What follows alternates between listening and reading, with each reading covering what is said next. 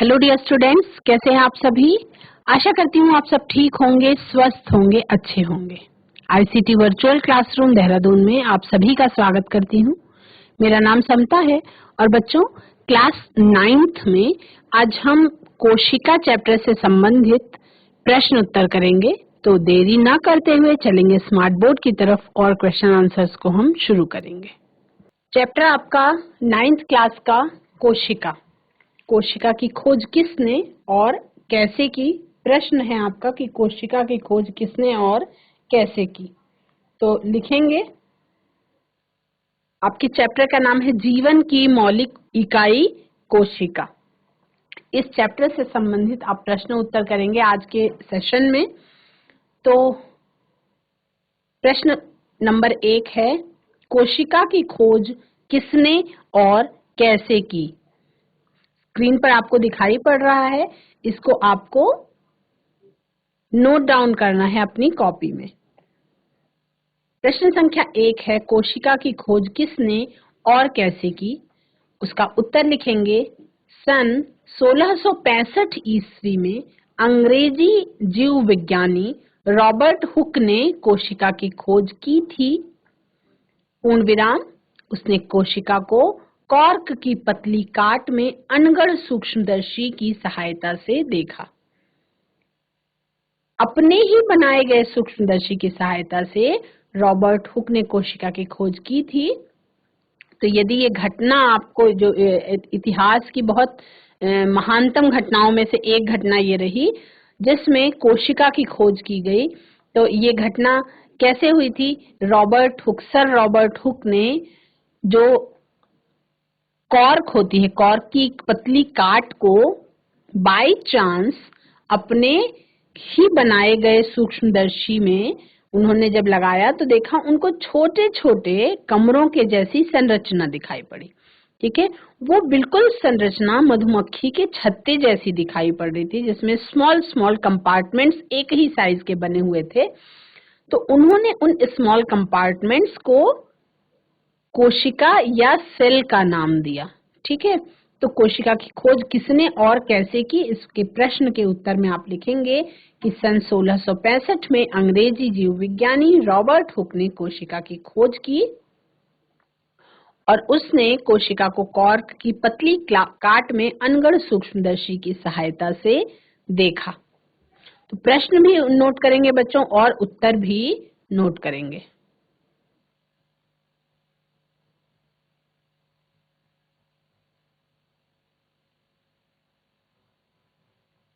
प्रश्न संख्या 1 उतारेंगे और उसका उत्तर भी आप लिखेंगे अपनी कॉपी में।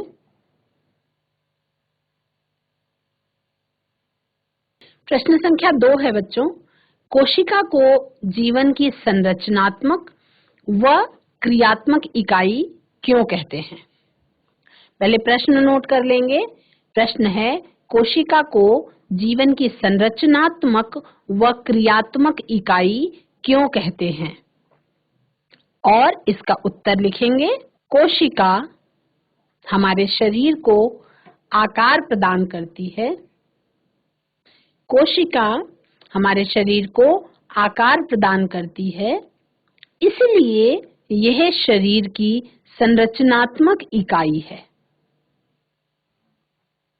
और शरीर के सभी कार्य कोशिकीय स्तर पर होते हैं, इसलिए यह शरीर की क्रियात्मक इकाई है ना। संरचनात्मक और क्रियात्मक, इन टर्म्स को आप कैसे समझेंगे। स्ट्रक्चरल और फंक्शनल यूनिट कोशिका को हम क्यों कहते हैं। देखिए, कोशिका के बिना किसी भी जीव का जो शरीर है उसका स्ट्रक्चर नहीं बन सकता है, इसलिए ये शरीर की संरचनात्मक इकाई हो गई। और जो कार्य होते हैं, जो जैविक कार्य होते हैं हमारे शरीर में जो निरंतर चलते रहते हैं, वो सारे कार्य, कोई भी कार्य ऐसा नहीं है जिसमें कोशिकाओं का यूज ना हो, यानी हर कार्य के लिए कोशिका की आवश्यकता है। इसलिए सारे कार्य जो है वो सेलुलर लेवल पे होते हैं, कोशिकीय स्तर पे होते हैं। तो इसलिए ये क्या हो गई, ये शरीर के लिए संरचनात्मक इकाई भी है और क्रियात्मक इकाई भी है। तो प्रश्न और उत्तर दोनों आप नोट करेंगे। कोशिका के जीवन को हम ये कह सकते हैं कि यदि कोशिका नहीं होगी तो जीवन नहीं होगा।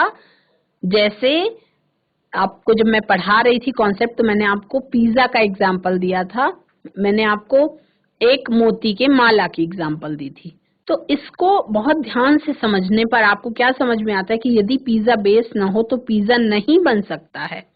ठीक है, पहले टाइम में एग्जाम्पल दिया जाता था कि यदि ईंट ना हो तो घर नहीं बन सकता है। ठीक है, लेकिन मैं आपको नया एग्जाम्पल दूंगी कि यदि ईंट नहीं हो तो ईंट की जगह दूसरी चीजों ने भी ले ली है ना। तो हम ये कह सकते हैं कि यदि जमीन ना हो तो घर नहीं बन सकता। तो ठीक कोशिका क्या होती है? कोशिका एक तरह की पिज्जा बेस है कि यदि आपके पास बेस नहीं है तो आपके पास कितनी भी तरीके की टॉपिंग्स होंगी, आपका वो पिज्जा बनके कंप्लीट नहीं हो पाएगा। उसी तरह से कोशिका होती है, कोशिका पर ही जीवन का निर्माण होता है। यानी कि कोशिका जो है वो किसी भी जीव की संरचनात्मक इकाई होती है और हर तरीके का जो जीवन से जुड़ा हुआ कार्य है वो कोशिकाओं के लेवल पे ही होता है। तब उसको हम फंक्शनल यूनिट ऑफ लाइफ भी कहते हैं। ठीक है, तो जैसे हम बात कर रहे थे, और अपने आप में देखिए कोशिकाओं के कुछ लक्षण होते हैं। क्या? वो संरचनात्मक इकाई होती है, वो क्रियात्मक इकाई होती है और वो अपने आप में कंप्लीट होती है। जैसे कि एक मोती की माला, मोती की माला अगर मोती को माला से तोड़ के अलग भी कर दिया जाए तो वो अपने आप में कंप्लीट उतना ही सुंदर दिखाई पड़ती है। तो इसलिए जो कोशिका है, कोशिका कभी भी इनकम्प्लीट नहीं होती, अपने खुद के काम वो सारे खुद कर सकती है और इसलिए हम उसको कहते हैं कि वो कंप्लीट होती है। वो अपने किसी भी कार्य के लिए दूसरों पर निर्भर नहीं होती। तो कोशिका को जीवन की संरचनात्मक व क्रियात्मक इकाई क्यों कहते हैं? प्रश्न नोट करेंगे और उत्तर लिखेंगे। कोशिका हमारे शरीर को आकार प्रदान करती है, इसलिए यह शरीर की संरचनात्मक इकाई है और कोशिका के सभी कार्य कोशिकीय स्तर पर होते हैं, इसलिए यह शरीर की क्रियात्मक इकाई है। इसको अपनी कॉपी में आप सभी नोट करेंगे।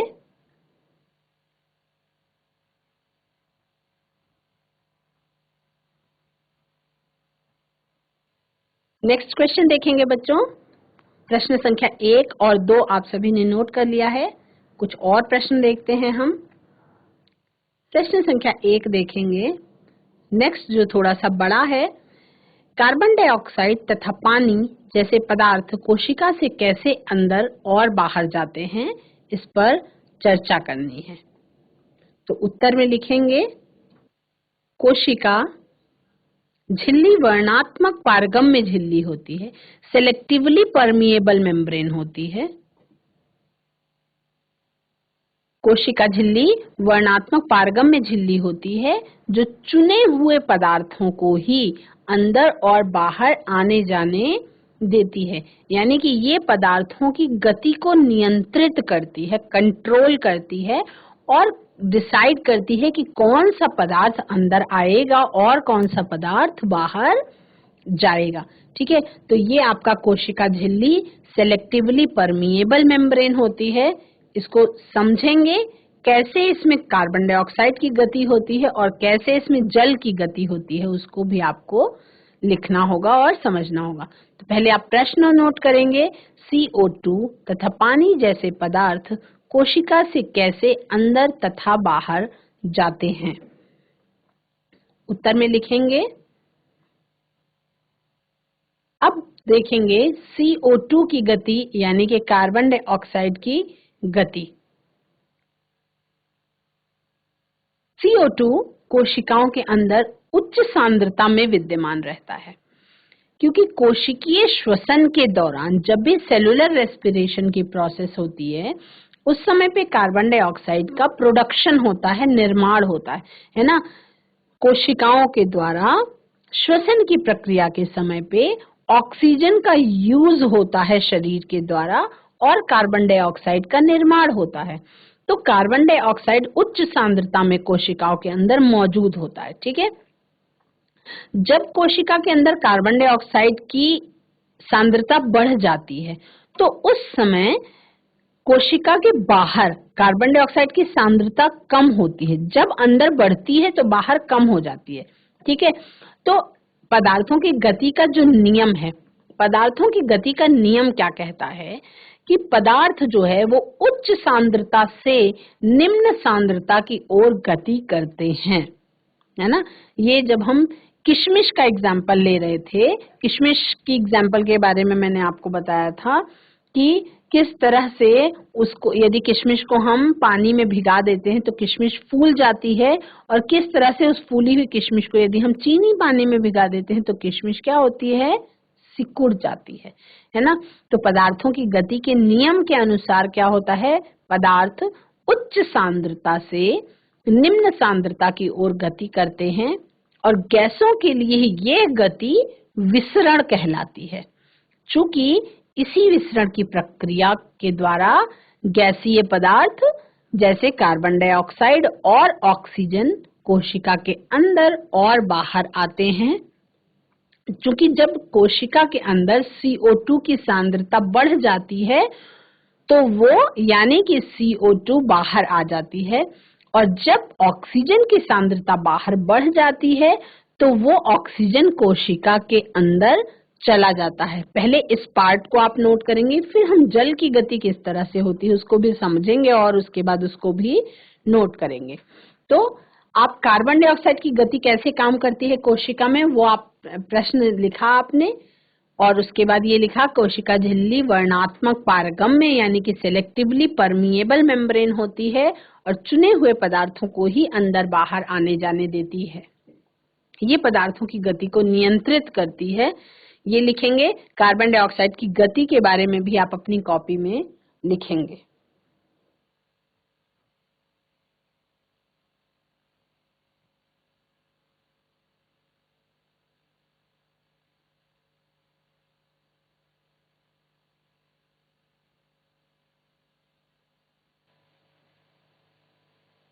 जल की गति के बारे में लिखेंगे बच्चों।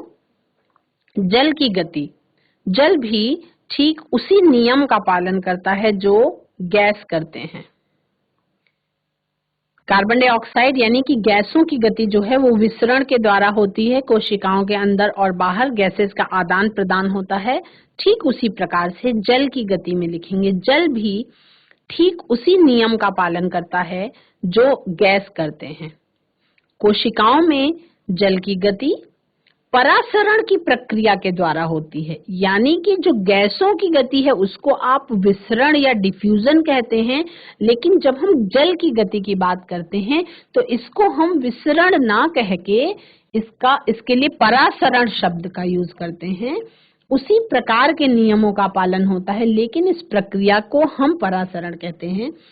जल भी ठीक उसी नियम का पालन करते हैं जैसा कि गैस करते हैं, लेकिन कोशिकाओं में जल की गति परासरण की प्रक्रिया के द्वारा या ऑस्मोसिस के द्वारा होती है। जब कोशिकाओं के अंदर जल की सांद्रता अधिक होती है तो कोशिका के बाहर की सांद्रता जल की कम होती है। तो पदार्थों की गति के नियम के अनुसार जल उच्च सांद्रता से निम्न सांद्रता की ओर गति करता है। ठीक उसी प्रकार बाहर से अंदर की ओर गति करता है, यानी कि यदि बाहर सांद्रता ज्यादा होगी और अंदर सांद्रता कम होगी तो बाहर से अंदर चला जाएगा, और यदि अंदर सांद्रता ज्यादा हो गई बाहर कम हुई तो अंदर से बाहर आएगा। यानी कि बस एक चीज ध्यान रखना है कि उच्च सांद्रता से निम्न सांद्रता की ओर गति करता है। ये वाला भी जल की गति भी आप लोग नोट करेंगे बच्चों। जब ये क्वेश्चन नोट करके कंप्लीट करेंगे तब हम अगले क्वेश्चन की तरफ आगे बढ़ेंगे।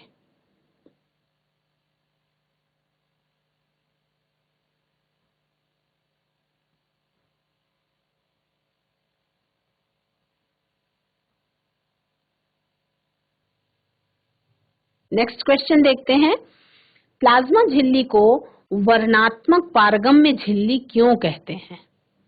वर्णात्मक पारगम्य का मतलब कि सेलेक्टिवली परमिएबल, सेलेक्टिवली परमिएबल उसको कहते क्यों हैं, है ना? तो इसका उत्तर लिखेंगे, पहले समझ लेंगे फिर इसका उत्तर हम लिख लेंगे। प्लाज्मा झिल्ली को, प्लाज्मा झिल्ली जो है वो कुछ चुने हुए पदार्थों को ही अंदर अथवा बाहर आने जाने देती है तथा अन्य पदार्थों की गति को रोकती है।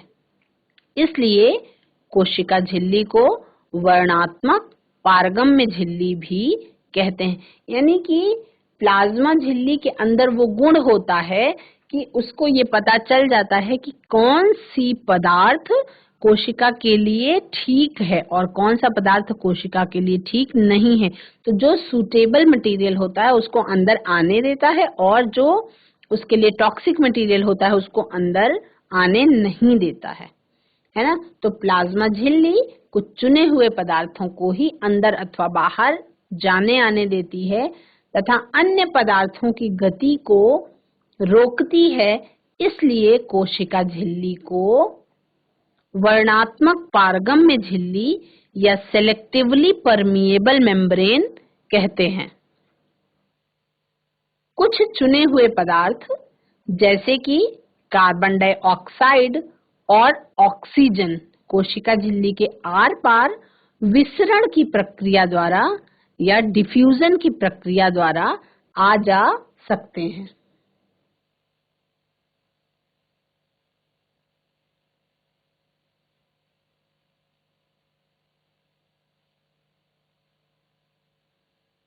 इसको बच्चों कॉपी में नोट करेंगे, प्रश्न को भी और उत्तर को भी। ये एक बहुत ही इम्पोर्टेंट प्रश्न है, ये वाला भी नोट करेंगे।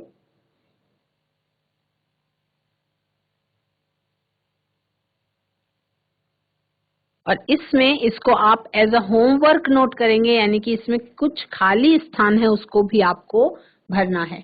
प्रश्न देखेंगे, लिखेंगे क्या, तब आप निम्नलिखित तालिका में दिए गए रिक्त स्थानों को भर सकते हैं जिससे कि प्रोकैरियोटिक और यूकैरियोटिक कोशिकाओं में अंतर स्पष्ट हो सके।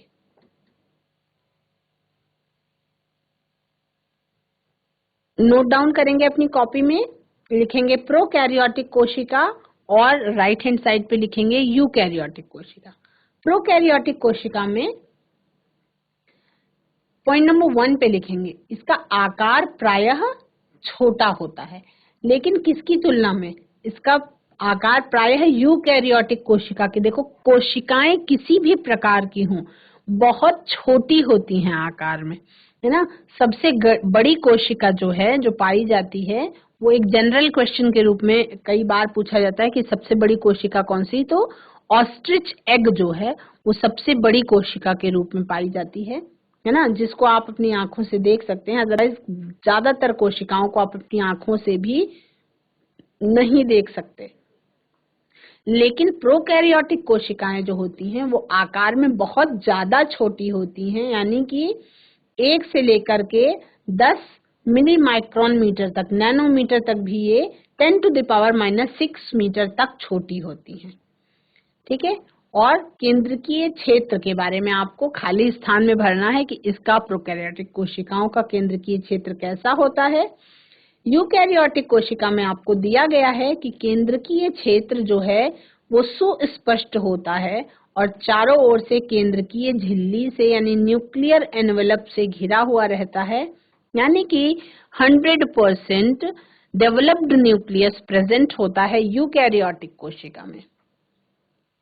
और इसमें केंद्रकीय क्षेत्र कैसा होता है उसके बारे में खाली है, आपको उस जगह पे सही चीज भरनी है। क्रोमोसोम प्रोकैरियोटिक कोशिका में संख्या में 1 पाए जाते हैं और यूकैरियोटिक कोशिका में ये 1 से अधिक पाए जाते हैं। प्रोकैरियोटिक कोशिका में झिल्ली युक्त कोशिका अंगक अनुपस्थित होते हैं और यूकैरियोटिक कोशिका में यू हैव टू फिल कि झिल्ली युक्त कोशिका अंगक यदि होते हैं तो कितने होते हैं, संख्या में कौन कौन से होते हैं, और यदि नहीं होते हैं तो उसको आपको लिखना है कि नहीं होते हैं।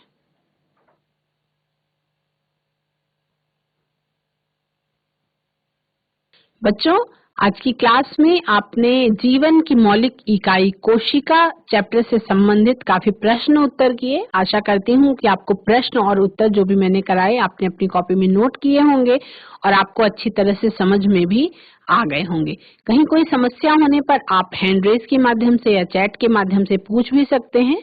आज की क्लास में इतना ही। प्रोकैरियोटिक और यूकैरियोटिक कोशिका में जो भी मैंने आपको बताया, जो पॉइंट्स आपको फिल इन द ब्लैंक्स के तहत दिए गए उसको आप जरूर कंप्लीट करेंगे। That's all for today. Have a nice day. Take care.